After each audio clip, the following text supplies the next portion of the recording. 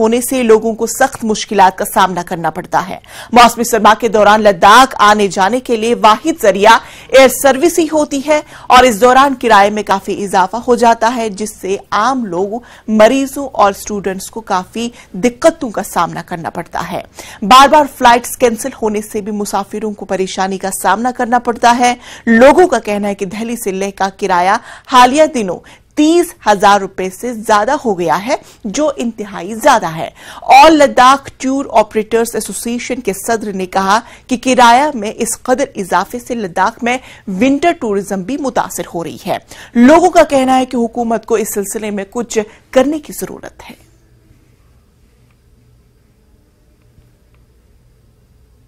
हमारे साथ जो अल्टोवा जो ट्रैवल एजेंसी के प्रेसिडेंट दिलीप नमग्याल सर हमारे साथ जुड़ने के लिए बहुत शुक्रिया, थैंक यू। तो सर, ये लद्दाख में जो फ्लाइट का समस्या हर विंटर में रहता है, आपका क्या मानना है इसमें? देखिए, वेदर की वजह से कुछ कैंसलेशंस हुई हैं, बट उसमें भी हमें ये लगता है कि कुछ एयरलाइंस लैंड करती हैं, कुछ बिल्कुल नहीं लैंड करती। तो उसमें एयरलाइंस की टेक्निकल कैपेबिलिटी या पायलट्स की कैपेबिलिटी क्या है, वो रीज़न एक हो सकता है। बाकी फ्लाइट कैंसलेशन की वजह से थोड़ा सा विंटर टूरिज्म को भी इफेक्ट करता है। और जैसे कि आपने देखा है कि चादर के जो अभी सीज़न चल रहा था, तो उस टाइम पे भी काफ़ी कैंसलेशंस हुई, तो उसकी वजह से थोड़ा टूरिज्म को इफेक्ट हुआ है। सर, सर्दियों में जो फ्लाइट का रेट बहुत ज़्यादा बढ़ जाता है, तो व्यूवर को थोड़ा समझे ये किस वजह से होता है, आपके क्या मानना है?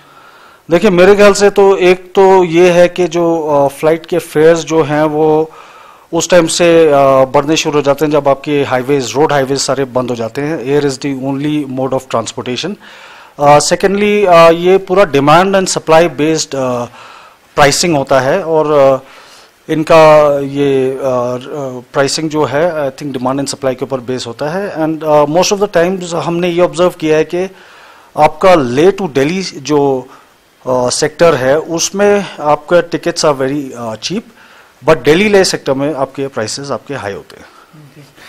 तो सर, ये हमने सुना है क्या कि इस पे क्या गवर्नमेंट का कोई कंट्रोल नहीं होता कि फ्लाइट को यूनिफॉर्म रेट रखा जाए, ऐसा कुछ आप लोगों की तरफ से या यूटिलाइजेशन ने गवर्नमेंट को रिक्वेस्ट की? बिल्कुल, ये फ्लाइट के फेयर्स के ऊपर इनफैक्ट अब इसमें दो फैक्टर्स हैं। एक तो आपके टूरिस्ट के लिए जो फ्लाइट प्राइसिंग होती है, और सेकेंडली लोकल्स के लिए। तो हम तो ये मानते थे कि चलो टूरिज्म के लिए तो टूरिस्ट अफोर्ड कर सकते हैं, बट लोकल्स के लिए काफ़ी मुश्किल है, जो कि ट्रीटमेंट के लिए या स्टूडेंट्स जा रहे हैं उनके लिए मुश्किल है जब फ्लाइट फेयर्स आपके एक्सपेंसिव हो जाते हैं। तो इसमें मेरे ख्याल से हमने पहले भी जे.एन.के स्टेट में काफ़ी हमने कोशिश किया था फ्लाइट फेयर्स को स्टेबलाइज या नॉर्मलाइज करने के लिए।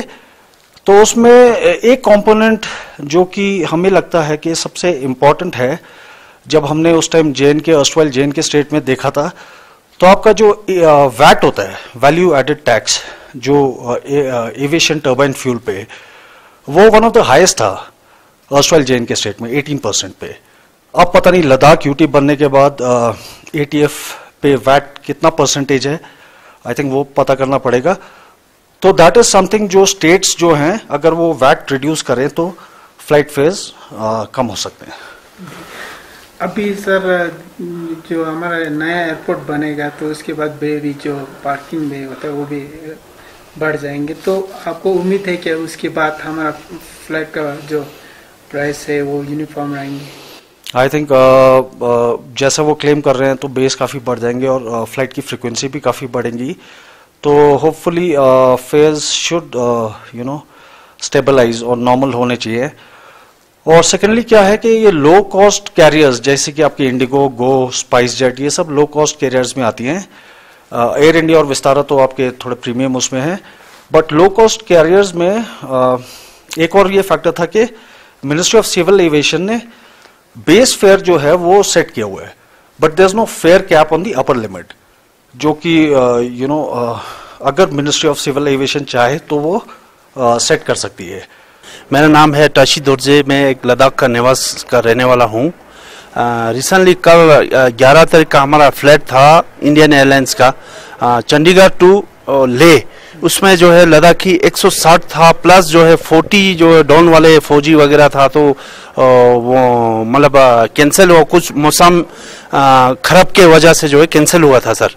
तो उसमें तकलीफ ये था कि बहुत सारे हमारे जो लद्दाखी ट्रीटमेंट करने गया था, बुजुर्ग लोग जो है ऑपरेशन किया हुआ 3-4 तो मैंने खुद ही आंखों से देखा। एक तो मेरा खुद का मादर भी था, घुटना का ऑपरेशन था, तो बहुत तकलीफ झेलना पड़ा। दूसरा जो है हमारे लद्दाख के बच्चे जो है कुछ वहाँ ट्यूशन पढ़ने जाते हैं, तो वो बच्चों का जो है अभी बोर्ड एग्जाम है स्पेशली यहाँ पर, मतलब 10th और 12th का, वो लोग भी बच्चे भी थे।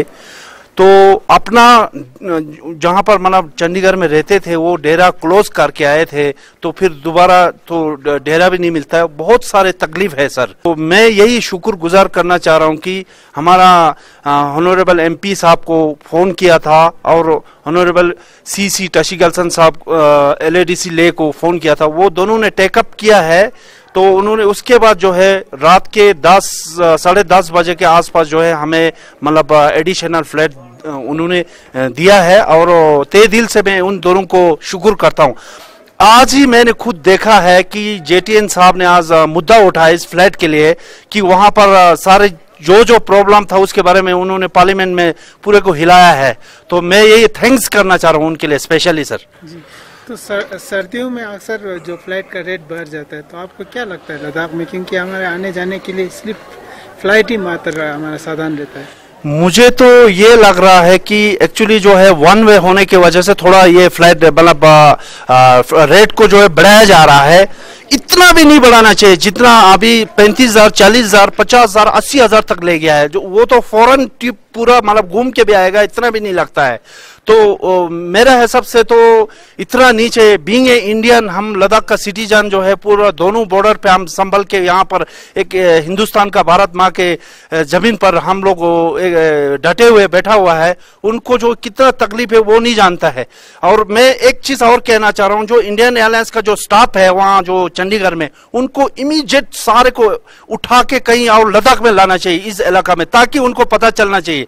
मेरा बहुत रिक्वेस्ट कर रहा हूँ जो सिविल एविएशन का मिनिस्टर साहब है, वो स्पेशली जो वहां पर जो मिसबिहेव कर रहा था उनको यहाँ पर लाना चाहिए लद्दाख में, तो कि ठंडा और बर्फ देखेगा तो उनको कम से कम पता तो चलेगा जी।